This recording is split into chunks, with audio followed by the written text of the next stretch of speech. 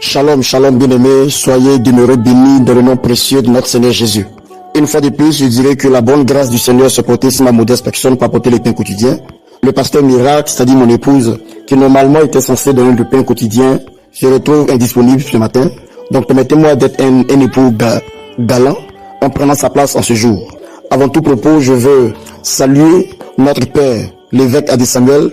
Je veux également saluer notre mère, Maman Adassa, et toute la famille Réobot, à Yopougon, aux deux plateaux à Abidjan, et aussi à Paris, au Burundi, un peu partout dans le monde. Ce matin, nous allons partager un thème qui est très important, et je prie que le Seigneur m'utilise ce matin, afin qu'une vie soit bénie ce matin. Je suis le prophète Jérémie Palmer, de l'église Réobot Yopougon, Abidjan, et comme je l'ai dit d'entrée, je remplace mon épouse, qui est indisponible.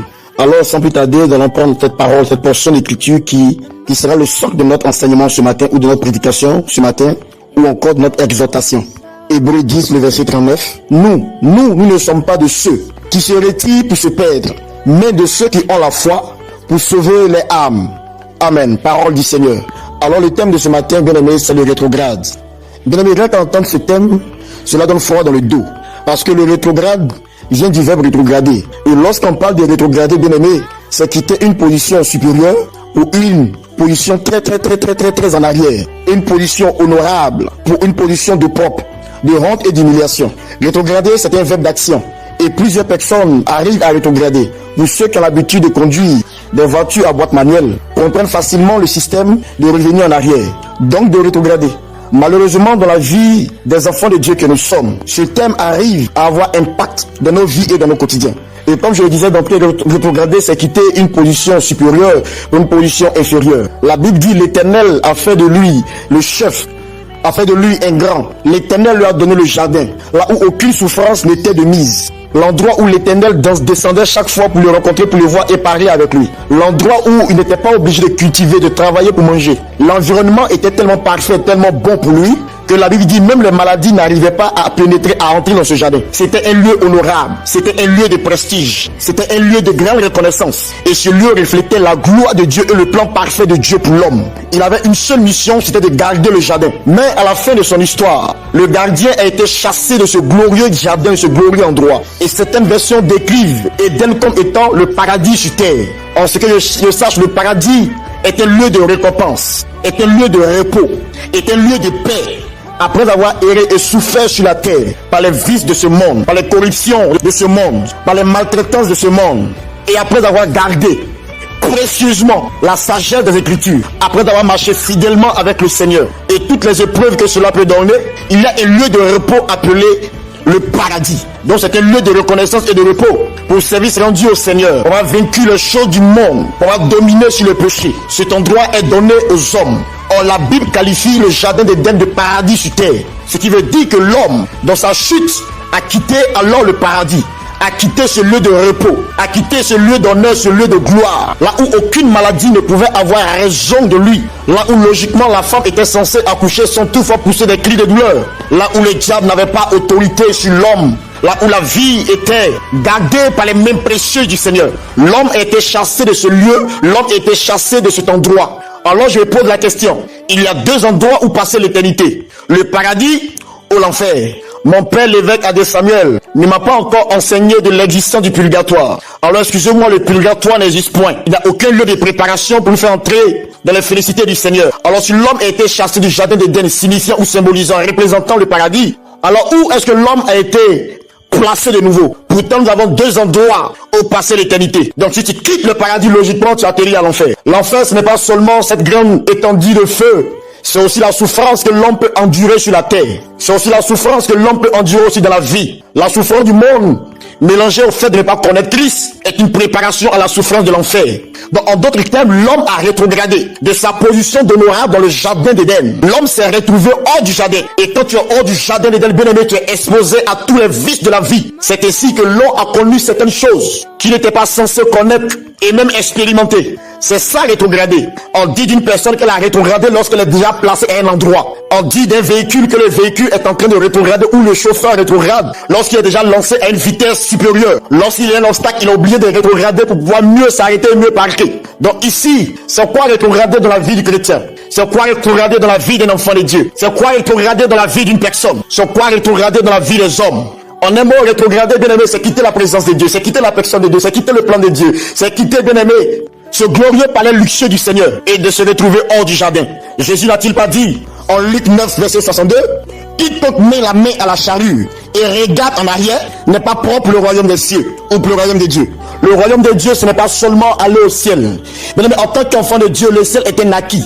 Depuis le jour de notre baptême, depuis le jour où nous avons pris la décision de marcher avec Christ, depuis lorsque nous avons accepté Jésus-Christ, en nous détournant du mal et du péché, bien aimé, le royaume des cieux est un acquis pour nous, enfants de Dieu. Mais une chose est certaine, et une chose que nous devons comprendre, bien aimé, le seul fait d'être inscrit dans le registre éternel du Dieu, parce que nous sommes convaincus que notre salut est garanti. Mais cela ne garantit pas que nous serons heureux sur la terre, que nous serons heureux dans la vie. Accepter Jésus ne garantit pas l'aisance dans la vie. Parce que je connais des personnes plus chrétiennes même que nous, plus engagées que nous, mais très pauvres. Et je connais des personnes qui bénéficient du produit de la grâce. Quiconque met la main à la charrue et regarde en arrière n'est pas digne de Dieu, n'est pas digne d'hériter le royaume de Dieu, n'est pas digne de recevoir les félicités de Dieu, n'est pas digne d'entrer dans les seins de Dieu, n'est pas digne d'entrer entre les bras du Seigneur. Pourquoi? Parce que tu regardes en arrière. En regardant en arrière, bien aimé, c'est l'action de rétrograder, c'est l'action d'aller en arrière. Alors on ne prend pas la décision de marcher avec le Seigneur et de revenir encore en arrière. On ne prend pas la décision, bien aimé, d'être un enfant de Dieu pour 2 ou 3 jours, ou pour 2 ou 3 mois, ou pour 2 ou 3 ans, et quelque temps après redevenir enfant du diable, revenir servir encore le diable. Cela est preuve que ta circoncision n'a pas été bien faite. Nous sommes appelés à aller de l'avant. Nous sommes appelés à percer. L'auteur inconnu d'Hébreux dit, nous ne faisons pas partie de ceux qui sortent pour se perdre. Parce que lorsque tu marches avec le Seigneur, bien aimé, c'est un engagement de vie, c'est un engagement éternel, c'est un engagement, bien aimé, infaillible. Il peut avoir des difficultés, il peut avoir, bien aimé, des oppositions, il peut avoir des temps de vaches maigres, mais cela ne doit pas t'emmener à rétrograder, bien aimé. Le monde dit, la Bible attend avec un ardent désir la révélation des fils de Dieu. Le monde même a besoin de Jésus. Alors nul ne peut quitter la glorieuse présence de Jésus et trouver la paix dans le monde. Alors bien aimé, ton engagement il doit être parfait, ton engagement il doit être, bien aimé, scellé d'un sans retour. Or nous voyons aujourd'hui plusieurs personnes manifester la grâce, l'onction, bénéficier, bien aimé, du nom glorieux de Jésus-Christ comme étiquette, et quelque temps après, bien aimé, nous voyons ces personnes dans ceux qui ne n'ont pas le Seigneur, et elles viennent même te contredire. J'ai été avec le Seigneur depuis longtemps, j'ai été baptisé, j'ai chanté, j'ai prêché, j'ai fait ceci, rien n'a changé dans ma vie. Bien avant que tu ne viennes, rien n'avait déjà changé dans ta vie. Bien aimé, continue de pousser. Je n'ai pas vu un personnage dans la Bible qui était béni sans avoir insisté. Même quand l'Éternel dit je vais te bénir, bien aimé, la bénédiction ne viendra pas frapper à la porte. Même si nous sommes au temps de la grâce, bien aimé, la grâce ne viendra pas à ta porte. Si toi-même tu ne te lèves pas pour faire certaines choses, il y a certaines choses que tu ne verras point dans ta vie. Plusieurs personnes arrivent à quitter cette terre, plusieurs personnes arrivent à quitter ce monde sans manifester, bien aimé, les prophéties de Dieu dans leur vie. Pourquoi? Parce que nous sommes en train d'un système de ça va aller, nous sommes en train d'un système de Dieu va faire. Bien aimé, Dieu va faire, c'est en train de vieillir, et chaque matin tu luttes avec Yémo pour noircir tes cheveux. Pourquoi? Parce que les cheveux ne sont pas en train d'évoluer. Le chrétien est devenu paresseux, l'enfant de Dieu est devenu paresseux. Nous contentons du laxisme, nous nous contentons bien de nous comparer aux autres, mais les autres savent sur quoi est-ce qu'ils tiennent les pieds. Il y a un principe avec le Seigneur, il y a un principe de marche et de démarche avec Dieu. Si tu n'es pas dans ce principe, bien aimé,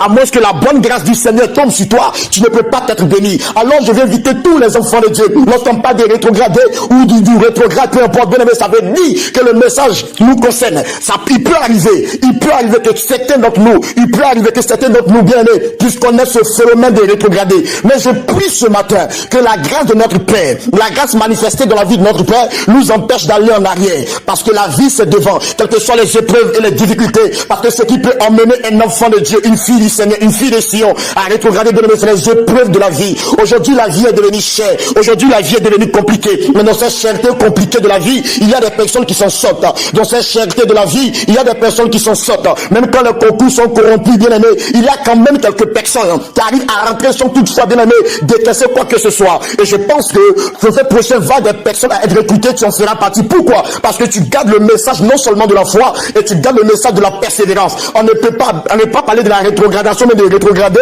sans toutefois inclure la persévérance. Si tu n'as pas la persévérance, tu vas aller en arrière. Parce que Jésus, même la Bible dit, lorsqu'il était à Gethsémane, il fait une prière et il dit, Père, si ce couple peut s'éloigner de moi, sachant très bien que depuis la Genèse, les Écritures disaient qu'il viendrait et qu'il mourrait. Quand la Bible dit la postérité de la femme t'écrasera la tête. Là, ça parlait de Jésus. Mais depuis la Genèse, cette parole a traversé toute l'histoire de la Bible jusqu'à atterrir dans le Nouveau Testament. Et Jésus dit, si ce couple peut s'éloigner de moi, et plusieurs personnes devant les épreuves disent, si ce couple peut s'éloigner de moi, plusieurs personnes devant les épreuves fatiguées de la vie, si ce couple pouvait s'éloigner de moi, il était sur le point de rétrograder. Mais il a dit que cela ne tienne pas à ma volonté, Seigneur, mais fais ta volonté. La volonté volonté de Dieu, c'est que tu continues dans les épreuves. La volonté de Dieu, c'est que tu ne sois pas un chrétien rétrograde. La volonté de Dieu, c'est que tu ne sois pas une femme rétrograde. On ne rentre pas dans un foyer et à cause de la galère, à cause de la misère, on ressort. On ne rentre pas bien aimé dans une église à cause de frustration, on ressort. On ne devient pas un enfant de Dieu pour des manières circonstancielles et à cause de certains traitements, on sort. Bien aimé, continue ta marche, continue ta lancée.